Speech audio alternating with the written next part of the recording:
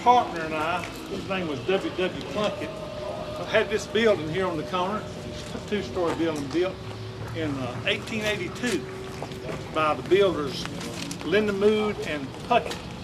Now, for the historians in the bunch, you might recognize that name because they built the courthouse here in Kosciusko in the late 1890s, as well as many other courthouses in the state. Sam Peel House down on the corner. My wife's name was Hen Reese, and Hen Reese and I were part of the early society in Kosciusko. Now, I got this cane here. I'm about 160 years old, and I about wore myself out because we lived right down there on West Washington Street in a big white house, big porch, and I would walk to work and back every day. Our house was located about where the Chancery Court building is now. That was a dead-end street at that time, but it was peaceful, and I always enjoyed the walk to work and the walk home from work. Let me see. You notice up above there, they got two windows. That's where we held the doctors and the dentists of the day. They would have offices in the upper floors and the backs of pharmacies.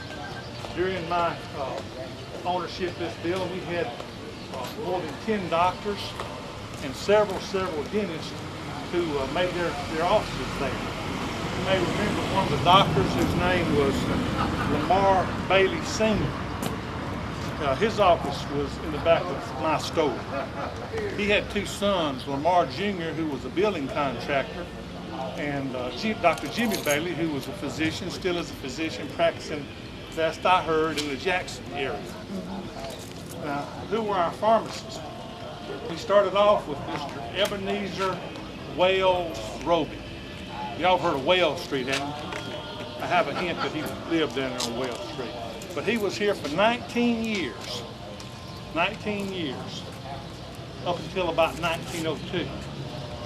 And after him, we had Robert R. Watts. Robert R. Watts. He started in 1914 and finished his work there at our store in 1974. The gentleman worked the last day he died at my store. Right after World War II, we had some of our veterans returning. One was Mr. Will Hammond. He had been a naval officer, and he came back for 7 years and was one of our pharmacists until he threw in with his brother Pat and started the hardware store there across the way. Now, what else am I supposed to tell you?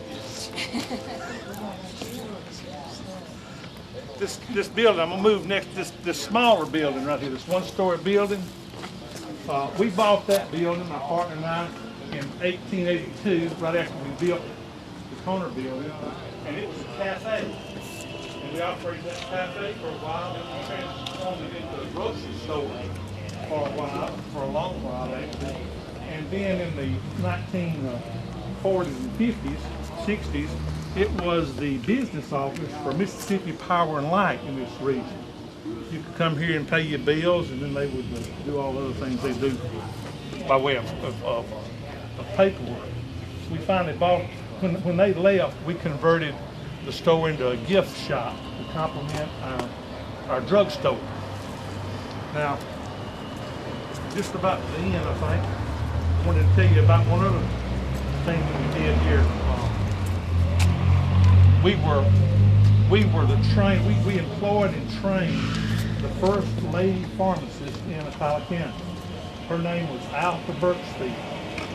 She got her training in my store. 92 years we owned the store. It's 3 generations, family-owned business. And I appreciate y'all coming by today, and I said everything's on my card. But if y'all have any questions, I do remember folks coming in and bringing their little boys with them and going in that store there on the corner and getting medicine. And occasionally I think you get some photographs and some milkshakes, that sort of thing in there, and get a bar of candy when you're just going in there to pay your light bill or to pick up pharmacy. Some rest of you may remember some things like that. Anybody got any questions? I think that's good.